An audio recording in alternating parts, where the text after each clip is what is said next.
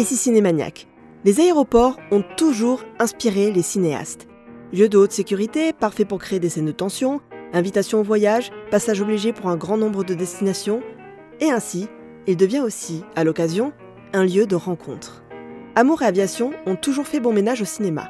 On peut facilement y implanter un chemin semé d'embûches pour rejoindre l'être aimé ou un point de réunion à la croisée des chemins. Et le film dont je vais vous parler aujourd'hui ne s'y est pas trompé. C'était un film avec beaucoup d'effets spéciaux, une comédie musicale, un truc assez délirant, avec des comédiens assez connus. Enfin, le budget était de 400 000 €. Enfin, si vous connaissez les chiffres du cinéma, on n'est quand même pas dans des énormes productions. Philippe Barassa est une figure emblématique du cinéma underground, qui se crée et se monte sans l'aide de finances publiques, de chaînes de télévision ou de producteurs à gros portefeuille. Ses sujets de prédilection, le sexe, les relations hors normes, les balances de pouvoir et surtout, un style complètement barré et surréaliste. Son inspiration, qu'il puise dans les différents mouvements et auteurs majeurs du cinéma, apparaît souvent de façon assez évidente. S'il est un habitué des formats courts à la production chaotique, il a pourtant réussi en 2013 à amener son long métrage Les Indésirables jusqu'aux salles de cinéma. Film qui raconte l'histoire d'Aldo, jeune infirmier qui perd son emploi mais doit continuer à soutenir sa petite amie Lucie, étudiante. Pour qu'elle puisse continuer ses études, Aldo va finir par accepter un job d'accompagnant sexuel auprès de personnes handicapées. Il va donc être payé pour satisfaire les désirs que les personnes qui font appel à ses services ne peuvent obtenir simplement par échange normal et égal avec d'autres personnes. Histoire troublante, mais parfaitement inscrite dans sa démarche d'auteur. Et pourtant, si Les Indésirables est officiellement son premier long métrage diffusé au cinéma, ce n'est pas son premier en tant que réalisateur. Car en 2004, il lance la production d'une comédie musicale à la frontière des styles de Jacques Demy et Pedro Almodovar, Lisa et le pilote d'avion.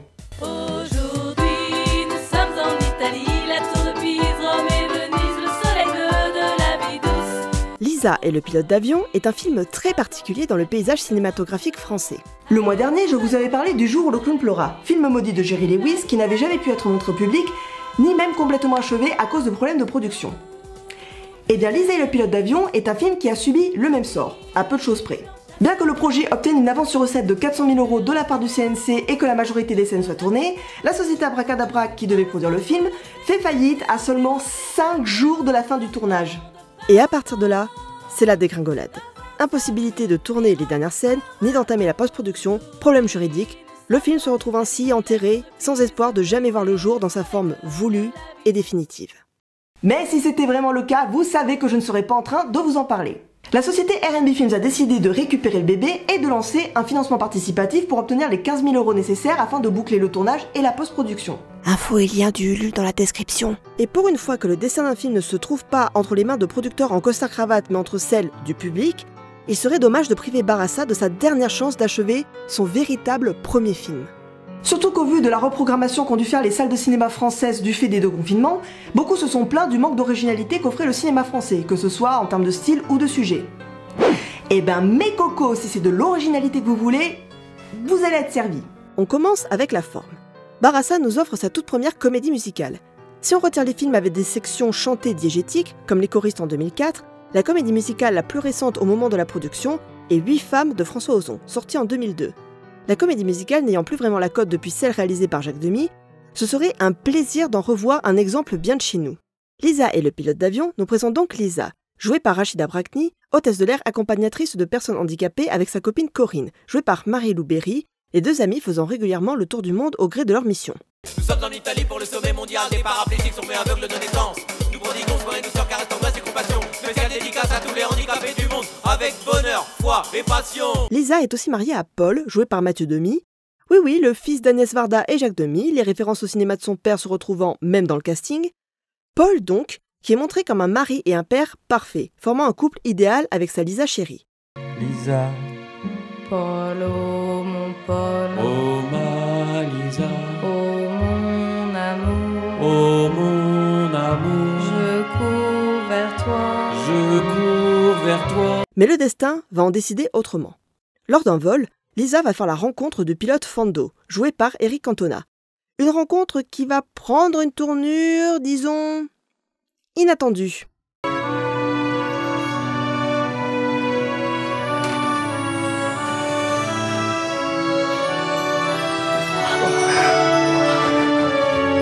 On va dire que c'est plus romantique que leur rencontre dans l'Outre-Mangeur.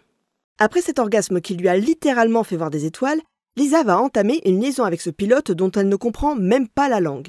Liaison qu'elle parviendra à cacher à Paul, mais pas à Corinne, qui va alors tout faire pour l'aider à se libérer de cette passion qui l'obsède de plus en plus en la déprimant.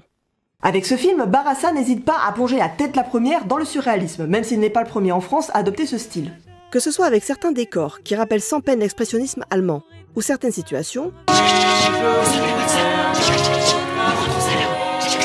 le réalisateur distille son récit comme un conte pour apporter de la légèreté et de l'humour à un sujet qui aurait été très vite redondant s'il avait été traité avec plus de sérieux. On parle quand même de base d'une jeune femme qui va tromper son gentil mari avec un pilote d'avion, fantasme récurrent en somme toute banal, et qui va lentement s'enfoncer dans une passion dévastatrice qui va peu à peu lui coûter la santé. Wow! How original! Mais Barassa a l'air parfaitement conscient du cliché de son postulat de base et s'en amuse à plusieurs reprises dans le film. L'amour n'a pas de règles. L'amour n'a pas de loi. L'amour est un fan de bohème. Il n'a jamais connu de loi. Quand Lisa retrouve Fando pour la première fois à l'hôtel, on a plusieurs plans qui montrent d'autres couples se trouvant exactement dans la même situation qu'eux. Comme si le film disait à son héroïne « Meuf, t'es pas la première ni la dernière à vivre ça, donc reste cool et si possible sur Terre. » Mais malgré les différentes mises en garde de la mise en scène, Lisa va foncer tête baissée et tombe amoureuse de son amant, tout en continuant à vouloir continuer son histoire avec son mari. Tu l'aimes, c'est ça, Paul et toi, c'est terminé? Non. Mais non quoi Non, tu l'aimes pas ou non, Paul et toi, c'est pas terminé? Non, les deux. Je l'aime pas et Paul et moi, ça continue comme avant. L'absurdité de la situation dans laquelle se retrouve Lisa est appuyée par plusieurs transitions inspirées des romans photos et d'animations inspirées du cinéma de Méliès, mais aussi par des situations incongrues. Un éléphant? Oui. Il a pas fait dans la bagatelle, hein? En fait, c'est gros mais ça mange pas tant que ça. Et mis à part le poids, c'est pas dangereux. Loin d'être du n'importe quoi gratuit, l'éléphante est là pour appuyer lourdement, lol, éléphant, lourde, t'as compris la blague, le sentiment de culpabilité qui écrase littéralement Lisa vis-à-vis de sa famille. Raison pour laquelle elle installe le pachyderme au milieu du jardin. Le problème est là, bien visible, tout le monde le remarque, mais ne réagit pas et trouve même ça très normal. Mais pourquoi un éléphant? D'abord, ce n'est pas un éléphant, mais une éléphant. Ensuite, elle s'appelle Stéphanie, et enfin, je ne sais pas. Elle est garantie avec service après-vente. Ça mange pas énormément, ça vit très longtemps, et c'est pas méchant. Tu préférais pas un chien? C'est d'ailleurs un des thèmes récurrents du film. Le regard que les autres posent sur nous et sur nos actions. La dépression et les doutes de Lisa commencent une fois que Corinne lui avoue être au courant au sujet de sa liaison. Après ça, j'ai pensé, on croit se connaître, mais en fait, on se connaît pas du tout. Puis je me suis dit, c'est comme ça, faut laisser faire les choses. On est tous des mondes à part et on se rencontre jamais. C'est comme ça que la Terre tourne, chacun pour soi. Corinne, pour qui Lisa et Paul représentent le couple idéal et pour qui la liaison de Lisa devient un drame personnel. Bah, c'est peut-être juste purement sexuel. Mais Paul et moi, ça va très bien sexuellement. T'es sûr? En fait, je pense que tu fais une fixette. T'es méga accro, je me suis bien renseignée, hein. Et en fait, ça n'a rien à voir avec le bonhomme. Tu vois, ça a plutôt à voir avec ce qu'il représente. Alors, est-ce que tu as déjà eu des rapports avec des pilotes de ligne? Enfin, bien sûr que non. Non, mais je veux dire, est-ce que t'as déjà fantasmé sur les pilotes, l'uniforme, quoi? Mais non, je t'assure. Bon, bah, ça, tu vois, c'est embêtant, parce que si c'est un fantasme, ça peut s'arranger, c'est pas dur, hein. Ça se débloque, un fantasme. Tu vas voir un psy, tu fais une ou deux séances, tu lui racontes papa, maman, la gueule du fantasme, il t'arrange ça en 2 coups de cuillère à peau, et voilà, hein.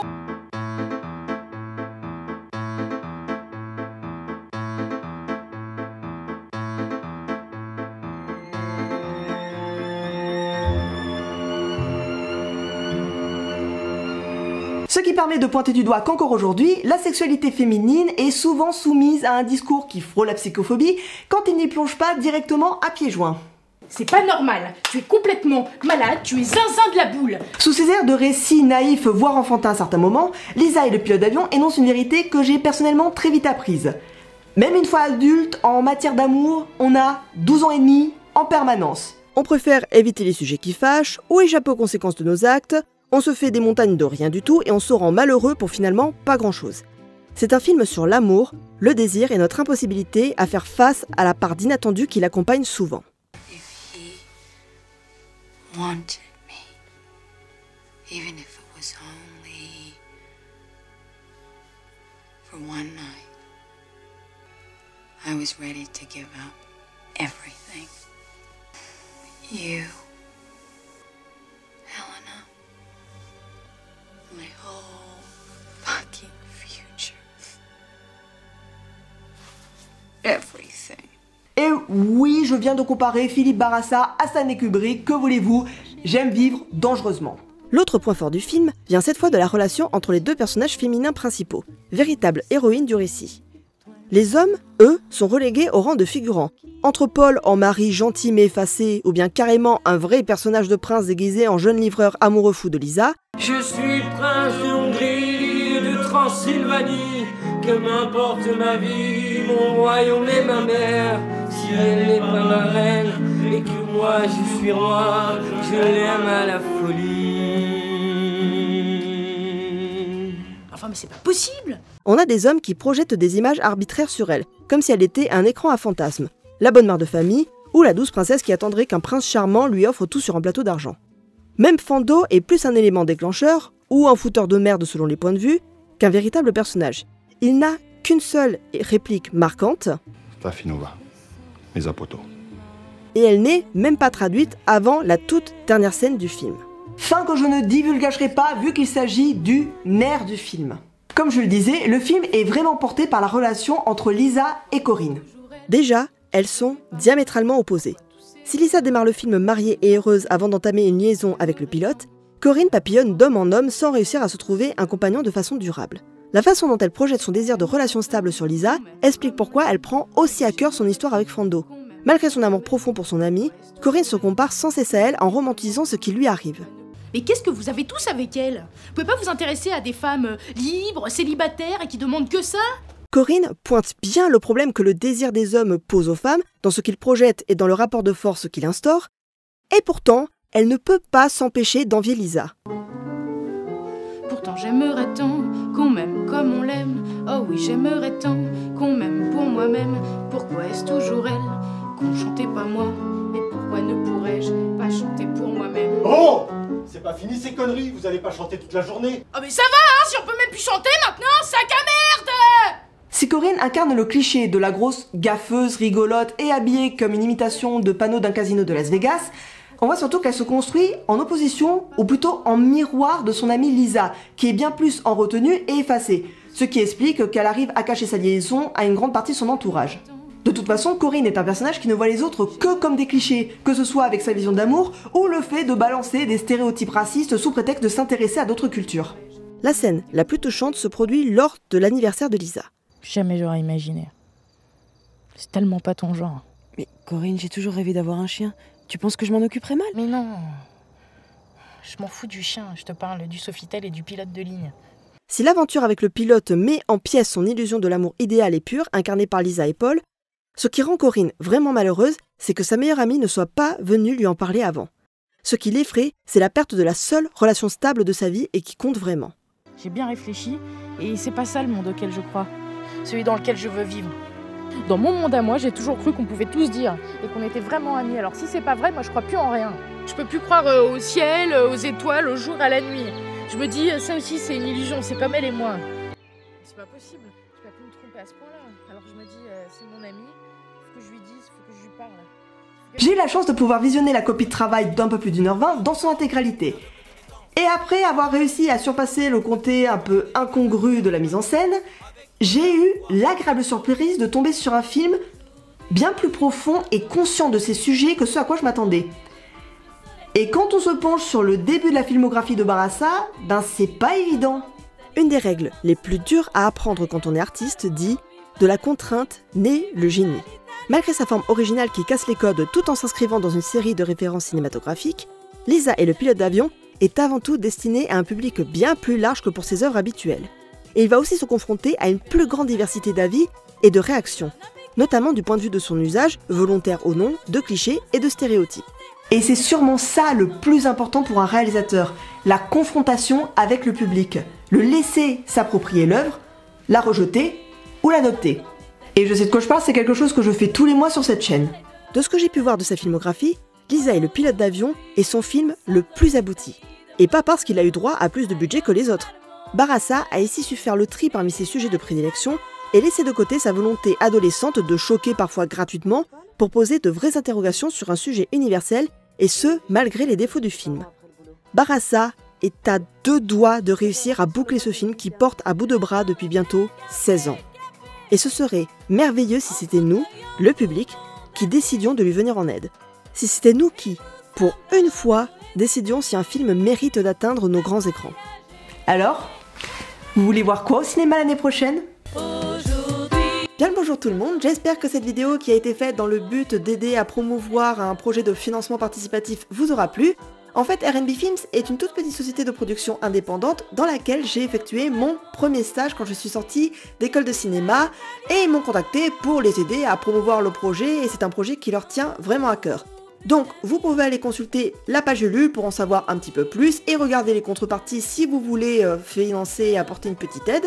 Et je vous encourage aussi à aller consulter le site d'R&B Films sur lequel ils détaillent tous leurs différents projets. J'espère vous retrouver très vite pour un prochain épisode. Salutations!